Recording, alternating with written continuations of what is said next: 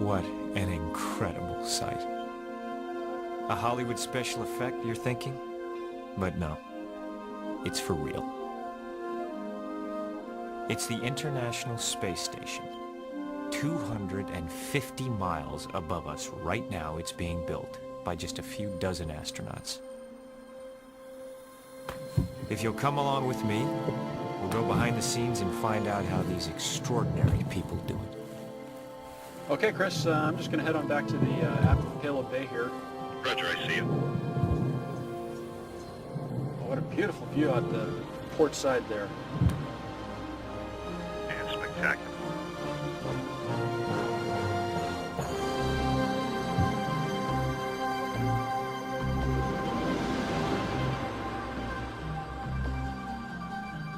Working outside in the vacuum of space is a dangerous business. First, you calculate all the risks. Then, you learn how to deal with them. Hey, Chris, it looks like I've drifted off structure here a little bit. Try and pull myself back in. Scott, it looks like your tether is disconnected. I show it coiling away from you. And Scott, you headed out over the port nose of the vehicle. Looks like to me, looks here on the port side. They should maybe be able to see out windows 1, 2, or 3. Okay, I'm going for the safe room. Okay, I agree. Deploying the hand controller. I see it. Okay, it's swung out. Bring it up to work envelope. I got it in front of you. I see it. Power on. Got AH light. Okay, it looks like you're starting to correct now. I see. Beginning to close. Stop. Looks nice, looks nice.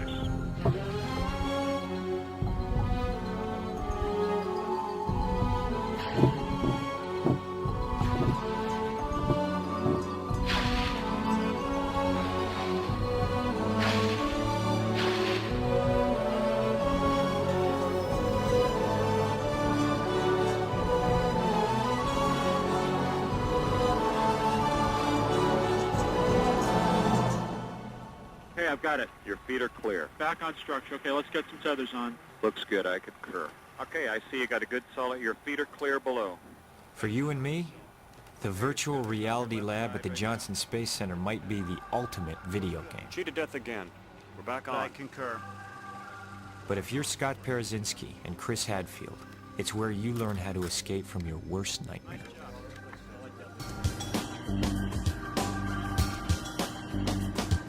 It takes many parts to make a whole space station. Some modules are so big and heavy, there's just enough rocket power to launch them one at a time. The first station component was designed and built in Russia.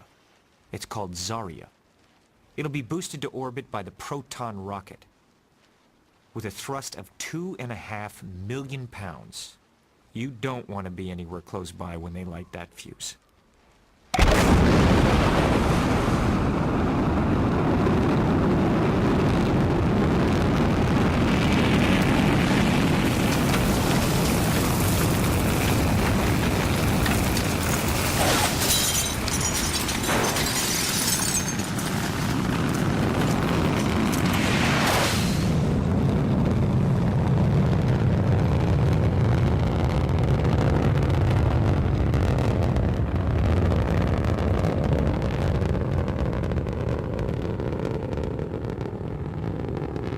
Proton is an expendable rocket.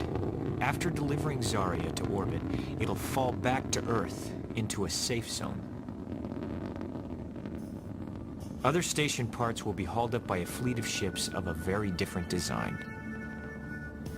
NASA's space shuttles. They're more like high-tech delivery trucks. One of these will close in on Zarya, then the crew will grab it with the shuttle's arm. Houston Endeavour, we have Zarya firmly attached to the orbiter. We're halfway home for the day. Nice job. It was a big moment for the crew. The American module Unity is mounted in the cargo bay. CJ, the pilot, fires the shuttle's thrusters to push Unity upward and made it to Zarya. Capture. Houston Endeavour, we have capture of Zarya.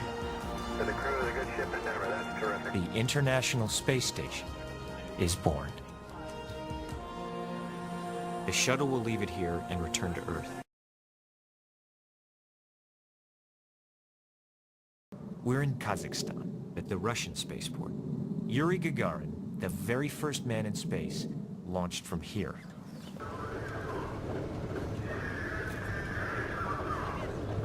The International Space Station is a way for us to learn how we can go to other planets and explore other ways to live outside Earth. I think that's really exciting. I wanted to go too.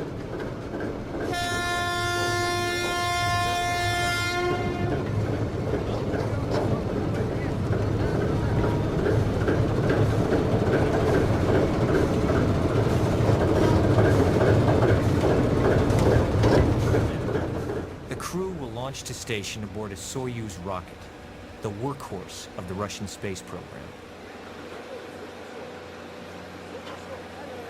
An unbelievable 406 launches have gone from this pad.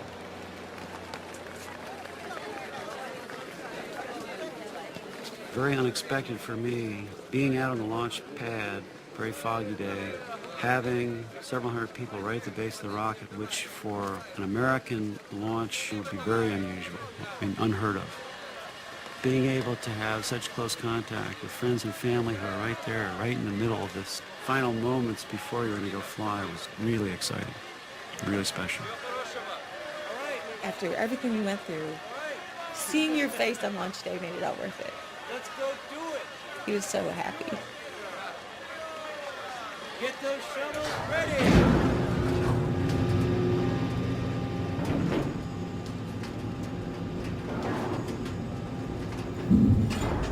Imagine 3 guys in their gear inside a capsule the size of a Volkswagen Beetle, and it's a 2-day trip.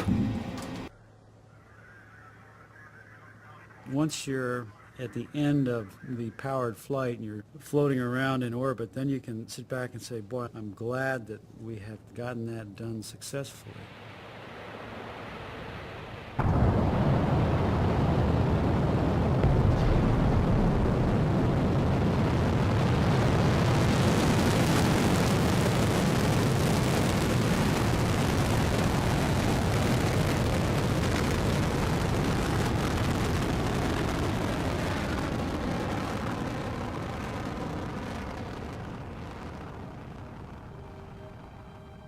Sitting in your couch with your knees bent up almost to your chin for hours at a time, it's pretty uncomfortable.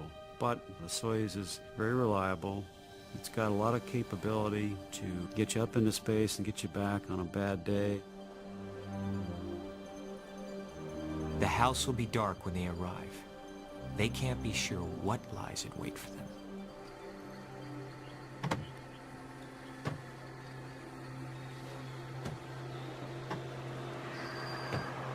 Their job is to open everything up for the first time, then get it all working. Be prepared for the unexpected. They're set to go. But after 2 days in the capsule with your knees in your chin, you got a few other priorities.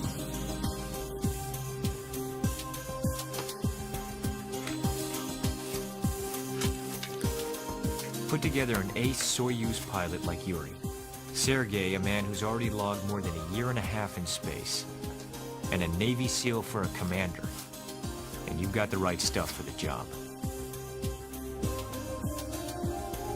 After we got the node open. It started to seem like a really expansive place because we all have memories of being in much more confined spaces like Soyuz and even the shuttle.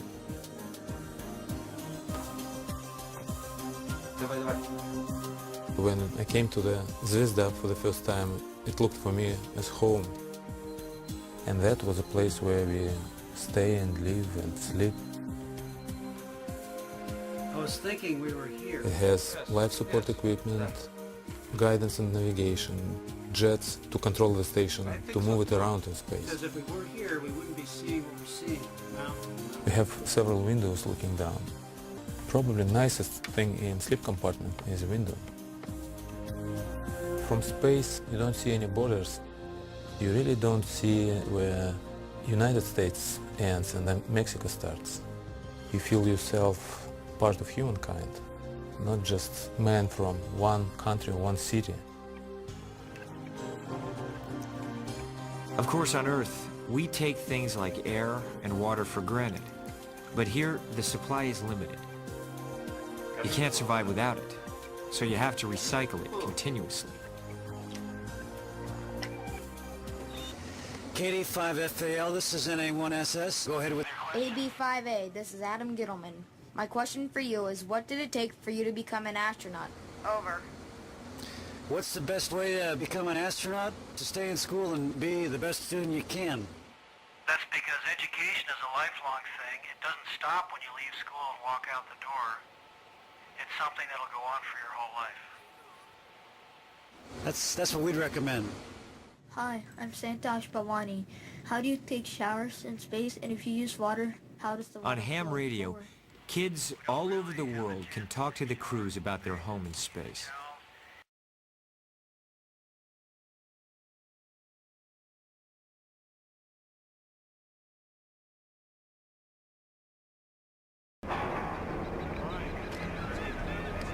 Yuri, the Expedition 2 crew commander, is Russian.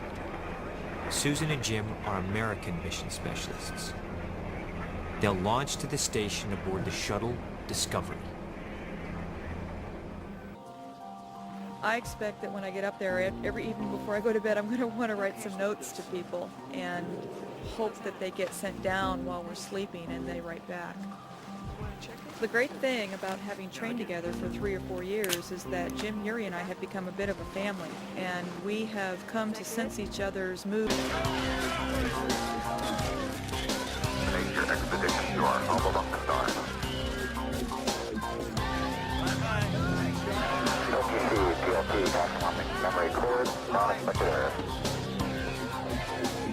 Bye.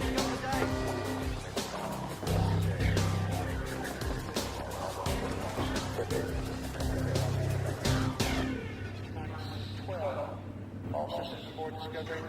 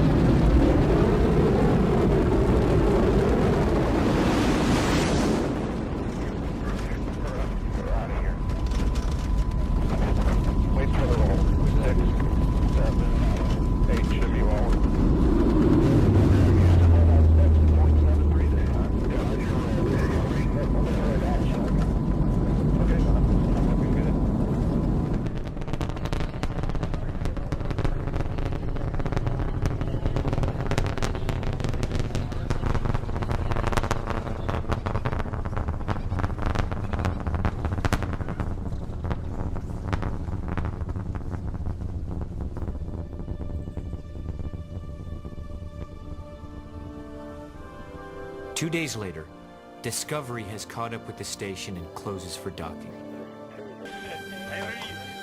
An American and a Russian kind of exchanging this job. It was, to me, a historic chapter in space. A reflection of what humans can accomplish. I brought about 40 snapshots. Of course, my wife and my daughter and my friends, my dog Cody. The popcorn came up already popped. Once in a while some pieces get away from us, but they generally float up to the filters. We can just clean them out when we do our weekly cleaning. Had a small sprout growing at the top, so we placed it in a plastic bag with a washcloth wrapped around it. It sprouted, roots are growing. It was nice to have it around, not so much to eat, but just to see a green growing plant.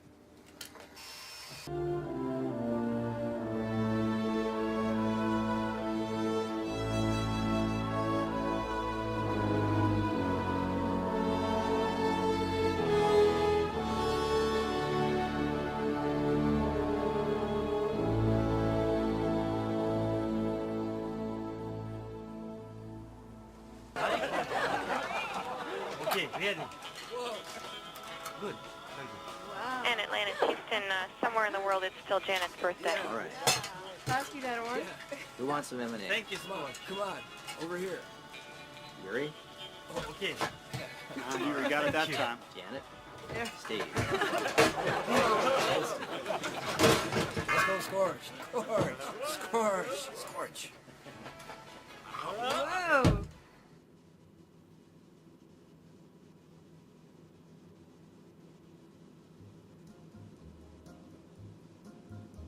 When this whole world starts getting me down and people are just too much for me to face, I climb way up to the top of the stairs and all my cares just drift right into space. On the roof it's peaceful as can be, and there the world below can bother me. Let me tell you now, when I come home feeling tired and weak, I go up where the air is fresh and sweet. On the roof, I get away from the hustling crowd and all that rat race noise down in the street. On the roof, at night the stars put on a show for free, and darling, you can share it all with me. I keep a telling you right smack dab. Space is a very special place. Without gravity, you can see and feel and try things you can't do anywhere else. In search of a better life on Earth and away from Earth. There's room enough for two up on the roof. Up on the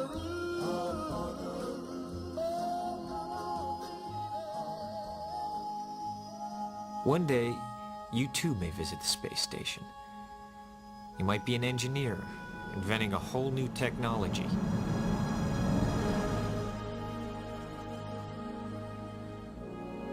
You could be a doctor, or an ecologist studying the Earth. Or you could be planning a trip to another planet. This is your testbed. Only tomorrow knows what you'll discover.